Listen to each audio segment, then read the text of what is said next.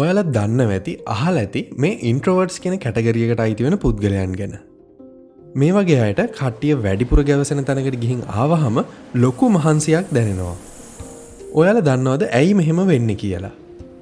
මෙහෙම වෙන්නේ එයාලා මිනිස්සුන්ව ප්‍රතික්ෂේප කරන නිසා නෙමෙයි. එයාලගේ මොලේ හැඩ ගැහිලා තියෙන විදිහ මේ අනිත් පුද්ගලයන්ට වඩා ටිකක් වෙනස්. ඒ කියන්නේ කට්ටිය ටිකක් වැඩිපුර ඉන්න තැන්වල මෙයාලගේ බ්‍රේන් එනර්ජි එක පාවිච්චි වෙනවා වැඩි.